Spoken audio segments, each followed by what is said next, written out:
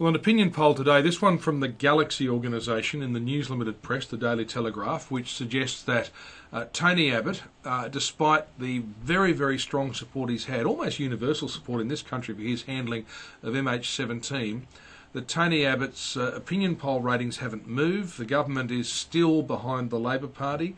The Labor Party's primary vote, 37%. It's just a little bit more than what they had at the last election, but it's the Coalition's primary vote that's collapsed since the election, almost within a few months, and it hasn't recovered. And the strong feelings towards Tony Abbott's handling of MH17 hasn't translated into people saying, well, we're going to embrace them again. Most of them seem to have parked their votes in either independents or with the Palmer United Party. And we had Richo on the program this morning, Graham Richardson, talking about that very same issue, and he did point out that the Australian public have never taken Tony Abbott into their hearts.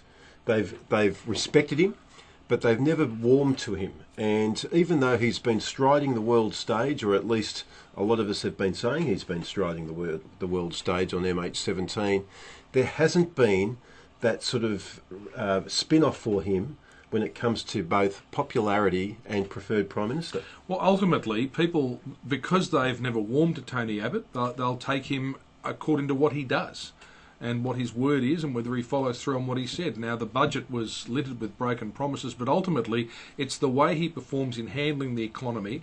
It's really the next couple of budgets that'll determine this. And if he can, at the end of 3 years, say, well, here's what I've done, judge me on that, people they won't be judging him on himself, because they'll never embrace him warmly. It'll be on what he does. So he's now got to try and turn it around with a hostile Senate. And funnily enough, one of the topics on the program this morning that probably garnered more reaction than anything else was near-death experiences, wasn't it? We had a lot of people calling up saying they'd enjoyed one. You'd have to say that recent budget this year is the Coalition's near-death experience, and we'll only know come the next election whether or not it was actually the final nail in the coffin. And I'll tell you what, if you saw people driving off the road this morning, when you look at those polls today, the only way the government can really break away from this hostile Senate is to have a double dissolution election. That's the theory, but as Graham Richardson points out, on the polls this morning, you have a double dissolution with 12 senators in each of the mainland states.